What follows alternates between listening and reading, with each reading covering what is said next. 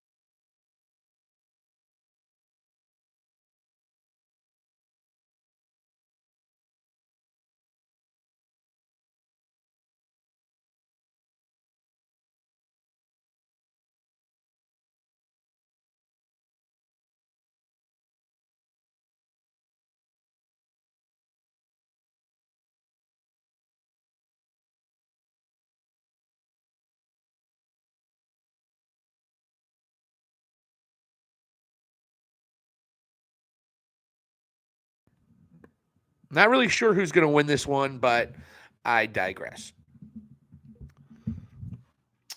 So after that, we go to highlights of Ricochet breaking Ridge Holland's nose, and Sheamus and Holland cut a promo in the backstage saying they're going to beat up Cesaro and Ricochet, and Sheamus gives Holland a face guard. It was almost similar to a passing of a torch. It was really a beautiful moment, and I think they were really, really cute.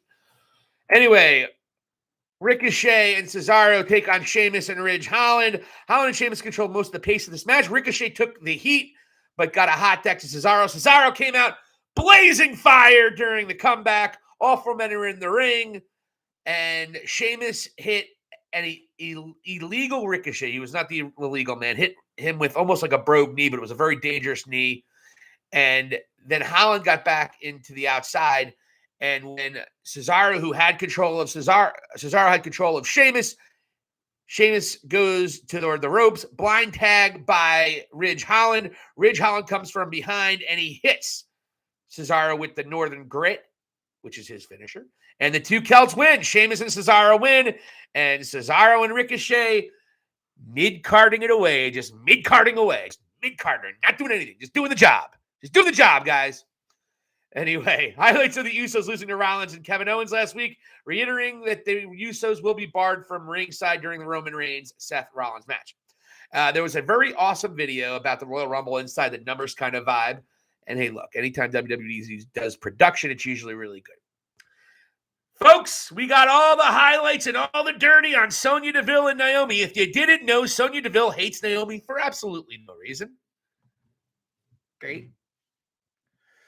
Anyways, Sonya Deville controlled most. They actually get together. They actually get the match on in a match that looked like was going to happen 20 times over the last. And actually, Naomi mentioned this in a later promo, 153 days. What the fuck? That's almost 6 months of this storyline for this match, which was kind of a jack-off match. It wasn't that good.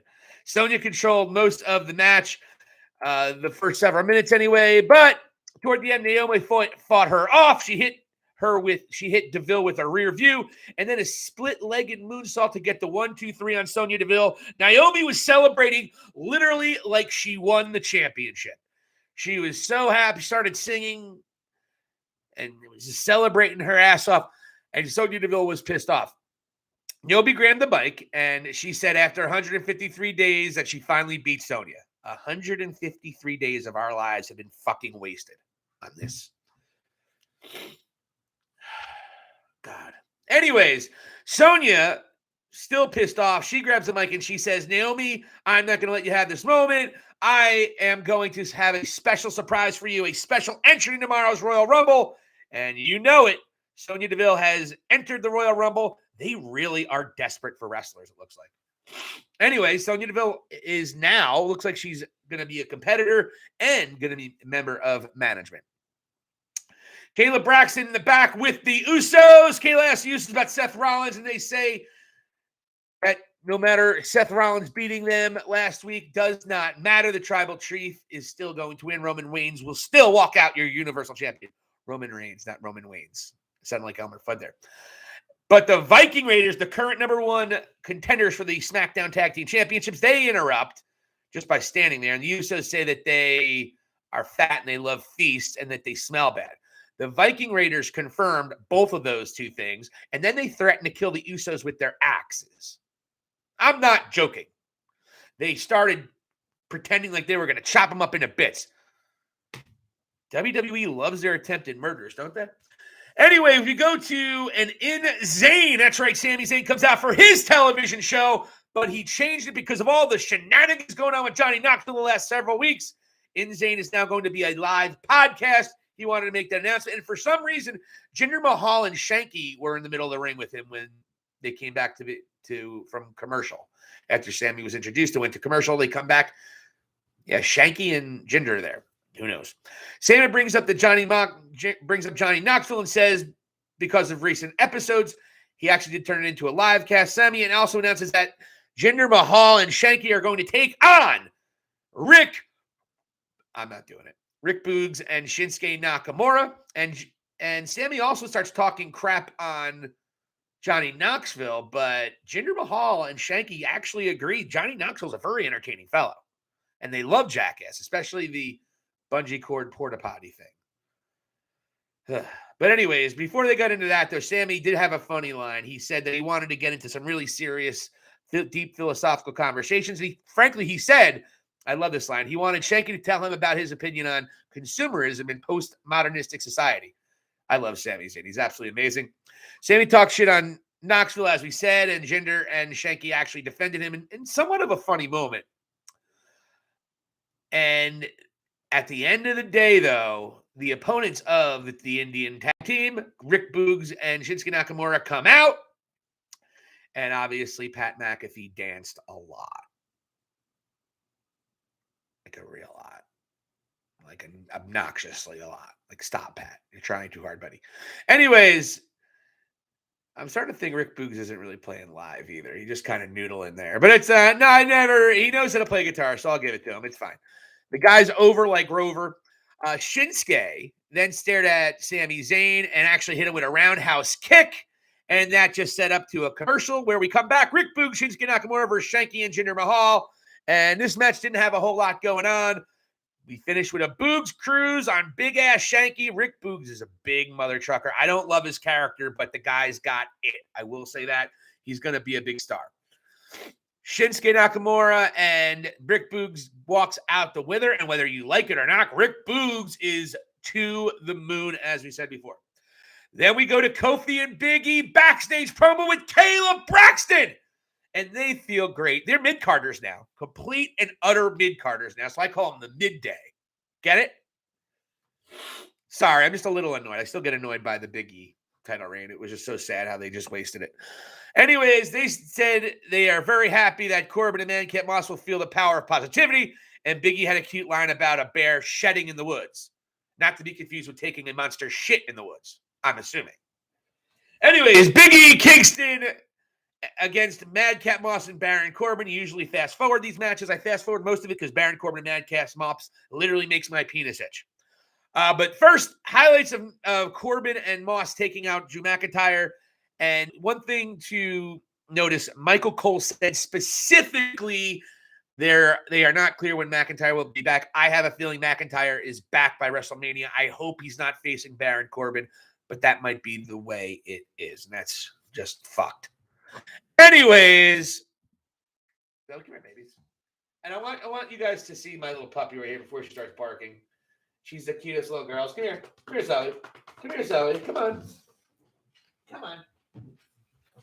And we don't want her to bark. And then, all my dogs are here. Hey, folks, by the way, Silicon Steve Valley here. I want you guys to meet two of my most precious family members. This is little Zozos, and the big guy was Chaos. And I just wanted to do that because if not, she was going to start barking, and it would have been fucking obnoxious and would flip me out. And I would have had to beat her. Nah, I don't beat my dog. Anyways, hey, folks, live videos, anything can happen, right? So there were some pre-recorded comments by everybody that went down. They showed a little bit of a highlight of Roman Reigns and Seth Rollins. And then it was time for the best segment of the night. Really, the only really good segment of the night. This SmackDown was not very good. It was two pretty rough shows between Raw and SmackDown. Sasha coming back was great, but everything else really just didn't seem like it did a lot for the card. But this final segment between Roman Reigns and Seth Rollins definitely did, and it really was the best segment. And again, anytime Roman is on television, it's probably the best segment in WWE television. It's just the way it is. Even without Paul Heyman, the guy's still doing his thing. Again, I'm not sure if it can be sustained for years and years to come, but as of right now, Roman Reigns is still the best thing going on WWE television.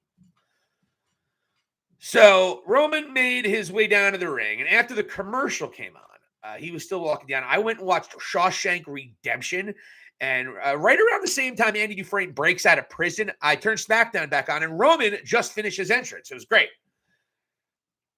Anyways, Burn It Down came on. Seth Rollins comes out laughing and looking friggin' goofy. He would be so much better if he wasn't goofy. But anyways, Roman said that Kansas City should acknowledge him. He does it sometimes. And then Seth makes a cheap Pops reference about Mahomes. Seth Rollins kind of seeming like he was playing to the crowd. Rollins said he played Roman like a fiddle last week, getting the Usos banned. And Roman says he didn't let Seth get the pin because he didn't want his family being embarrassed. He thought that punching him in the face was a better decision. And then Seth pointed out, if getting pinned by Seth Rollins is an embarrassment, then Seth said Roman brought more embarrassment and shame to his family than anybody because he's never beaten Seth in a big spot. And he brought up several times where Seth got the victory. He also brought up how everybody and everything involved with Roman is a joke. His family is a joke. His title reign is a joke. Everything was built on because Seth broke up the Shield, and he brought that moment up. He specifically brought up the fact he took a chair to Roman Reigns' back and broke up the Shield, and he said he did it for Roman's own good, and he said if it wasn't for that, Roman wouldn't have all the successes that he's had. And interestingly enough, folks, Seth got heat from the crowd here. And don't forget, Roman's starting to get a little bit over as a babyface, despite really being a heel. Roman was visibly angry, visibly upset, visibly shook, and finally he couldn't hold his cool. This guy has held his cool literally The entire 500-plus days he's been champion. It was great. It was just outstanding promo work by Roman Reigns. What Seth said was great, but again, the laughing, the clothes, the goofiness, it just takes so much away from what he said, because he said some just brilliant things here today. And it was a real emotion. Roman said he hated Seth. He got to the point where he flipped out, started pushing Seth, said, "What do you think this is a joke? What do you think this is a joke?" And Seth got in Roman's head. And it makes you think that Seth could very well be your new Universal Champion this time tomorrow night after the Royal Rumble here in 2022 from St. Louis, Missouri. And reiterated, and Seth was continuing to get in Roman's head, mocking him, laughing, and then Seth was pushed by Roman. Roman said, "You think this is a joke?" Getting really angry. He went for a Superman punch. Seth got out of the way, and that's how we went off. But it was a really great moment with Seth Rollins and Roman Reigns. They really built it. I wish they gave this feud a little bit more, just maybe a week or two more. I could have used some more of the promos, but this promo was great, bringing up all their history, bringing up the raw emotion that they have built within that history, everything from the Shield to everything to today and everything that happened in between. So great job by Roman Reigns and Seth Rollins. I'm definitely looking forward to that match more than any other match tomorrow night. That includes the Royal Rumbles. Hey, if you want to check out what we have to think about tomorrow night's Royal Rumble, we just dropped a video a couple hours ago. Our Royal Rumble picks, Vadi Dottie and myself, Silicon Steve Valley, here on High Spots and Cheap Pops.